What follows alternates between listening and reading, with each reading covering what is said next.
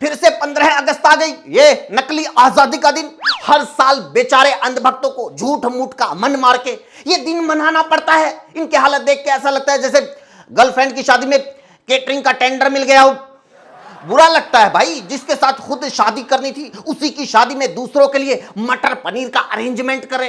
मन तो करता है खाने में जहर मिला के सारी बारात को मार डाले, लेकिन नहीं कर सकते क्योंकि दुल्हा मोदी जी हैं।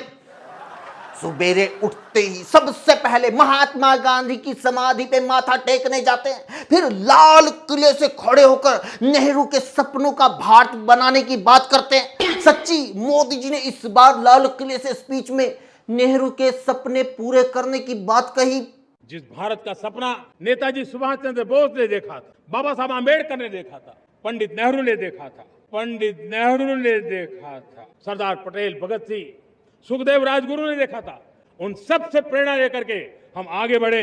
देखा, पीएम मोदी ने नेहरू का नाम लिया, नेहरू के कानून मंत्री बाबा साहेब अंबेडकर का नाम लिया, कट्टर कांग्रेसी सुभाष चंद्र बोस और सरदार पटेल का नाम लिया, वामपंथी भगत सिंह और उनके दोस्तों सुखदेव राजगुरु का भी नाम लिया। लेकिन अंधभक्तों के आराध्य पुरुष सावरकर का सह और गोडसे का गह तक नहीं बोला। 12 साल से यही हो रहा है। इसलिए आसमानी सूत्रों के हवाले से खबर मिली है कि अपने अपमान का बदला लेने के लिए अब सावरकर और गोडसे की भटकती आत्माएं जेनजी के शरीर में प्रवेश करके अंधभक्तों को मां बहन की गालियां निकाल रही हैं।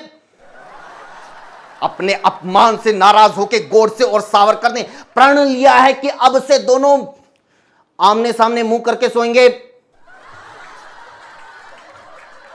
हर बार 15 अगस्त को बेचारे अंधभक्तों के साथ भाई वो बनती है कि सारी साल सिलेबस में गोडसे, सावरकर, हेडगवार, गोलवलकर पढ़ाए जाते हैं और एग्जाम में गांधी, नेहरू आ जाते हैं और फिर ऐसे बच्चों को पास करवाने के लिए पेपर लीक करवाना पड़ता है।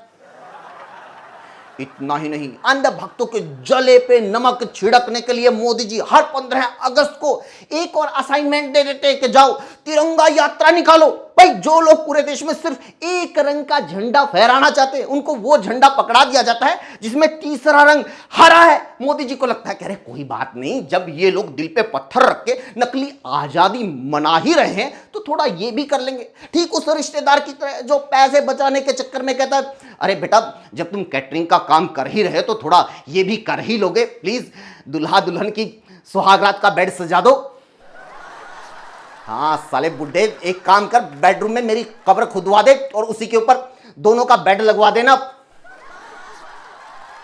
बेचारे अंधभक्त आशिक का दर्द यही खत्म नहीं होता। 15 अगस्त के कुछ महीने बाद 26 जनवरी आ जाती है। उनको ऐसा लगता है कि जैसे वो मां बन गई और खुद मामा। कभी कभी मन की चाही नहीं होती यार इनकी।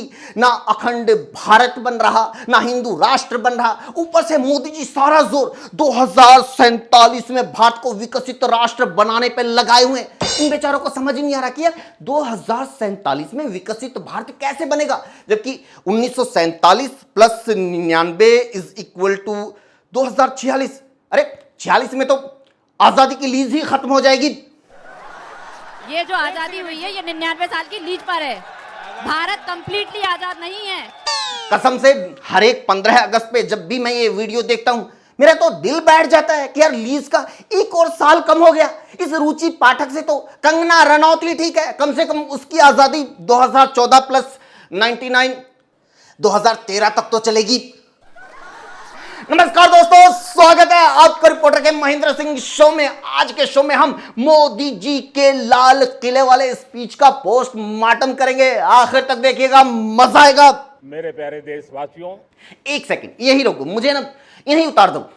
अरे आपके लिए देशवासी, प्यारे देशवासी कब से हो गए जो 70% लोग आपको वोट नहीं करते, आपको क्रिटिसाइज करते हैं। उनको तो आप और आपके अंधभक्त देशद्रोही, पाकिस्तानी, चीन एजेंट, अमेरिका एजेंट, टुकड़े गैंग, अर्बन नक्सल, दिमागी नक्सल, पता नहीं क्या क्या बोलते रहते। आपकी सांसद कंगना रनौत ने तो पूरी की पूरी जनरेशन को गटर जनरेशन बोल दिया। तो फिर आपके कौन से प्यारे देशवासी, राजा रिंकू, आपके मुंह से प्यारे देशवासी सुन के ऐसा लगता है जैसे चिकन शॉप पे बोर्ड लगाओ जीव हत्या पाप है।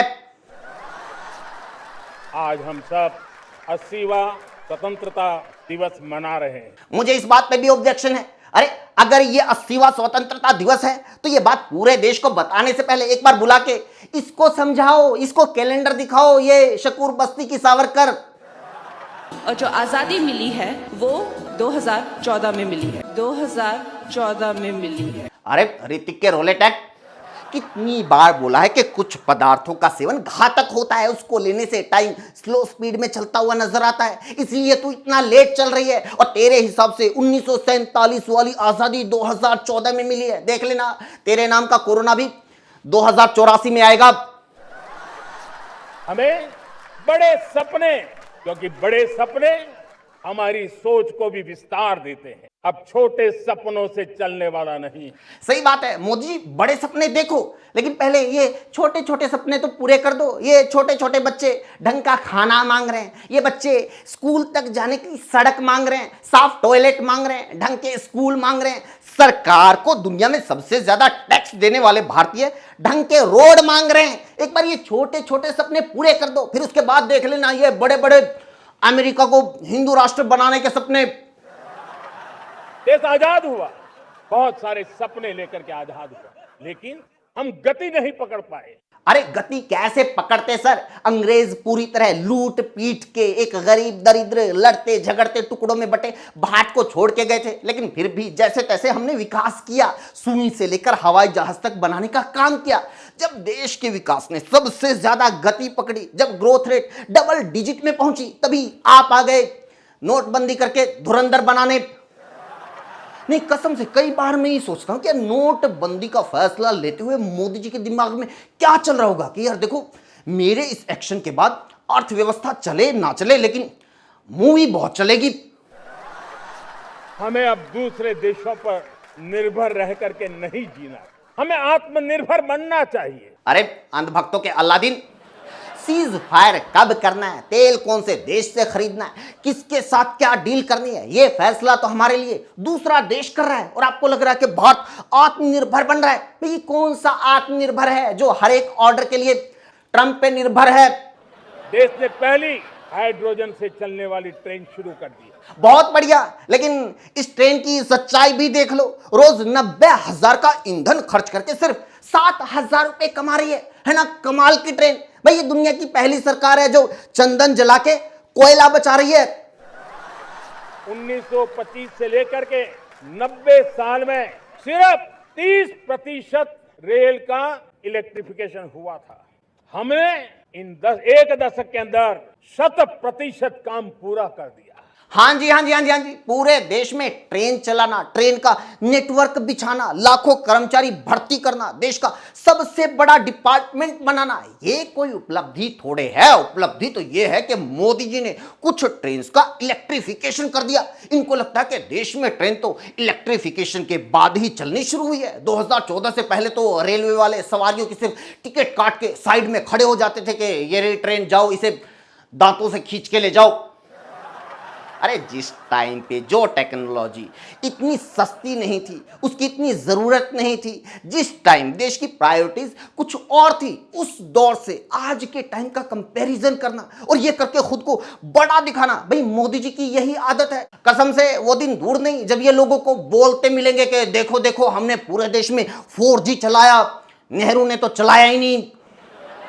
एक्चुअली सिर्फ मोदी नहीं, बहुत सारे ऐसे लोग हैं जिनको ये कुछ चमचमाती सड़कें, कुछ नई नई बिल्डिंग्स, ये नई टेक्नोलॉजी, इसमें सारा विकास दिख रहा है, लेकिन इनको ये नहीं दिख रहा कि यहां तक पहुंचने का एक प्रोसेस है। जिस 10वें फ्लोर पे खड़े होकर आज मोदी चिल्ला रहे हैं, उसके नीचे के 9 फ्लोर किसी और ने बनाए हैं। उसकी नींव पिछली सरकारों ने डाली है। पिछली सरकारों ने आटा की प्रॉब्लम सोल्व कर दी थी, इसलिए आज मोदी डाटा की बात कर रहे हैं, लेकिन वो भी छोटी साली की तरह ताने मार के, अरे 2014 से पहले तो कुछ था ही नहीं, पहले तो कुछ हुआ ही नहीं, किसी ने कुछ किया ही नहीं, उस टाइम तो चांद पे फ्री प्लॉट कट रहे थे लेकिन नेहरू ने लिया ही नहीं। ये ठीक ऐसा ही है कि जैसे दादा परदादा ने जंगलों को काट के, चट्टानों को हटा के जमीन समतल की, उसे खेती लायक बनाया, दिन रात हार्ड तोड़ मेहनत करके खेत बनाया, बंजर जमीन पे हल चलाया। अगली पीढ़ी ने अलग अलग फसलें बोनी सीखी, नए साधन जुटाए, परिवार के लिए पक्का घर बनाया। उससे अगली पीढ़ी जैसे तैसे साइकिल बाइक तक पहुंची, परिवार को पढ़ाया लिखाया, शहर में कोठी बनाई, गांव में आलीशान घर बनाया। लेकिन अगली पीढ़ी उस घर के एक कोने में टॉयलेट बना के बोलती है, अरे बाप दादा ने क्या किया, घर में टॉयलेट तो हमने बनाया। इसी के साथ वीडियो में इतना ही दोस्तों। कैसी लगी कमेंट करके जरूर बताइए और लोगों तक पहुंचाइए। वीडियो को शेयर कीजिए, हमें व्यूज की बहुत जरूरत है। लाइक कमेंट जरूर कीजिए।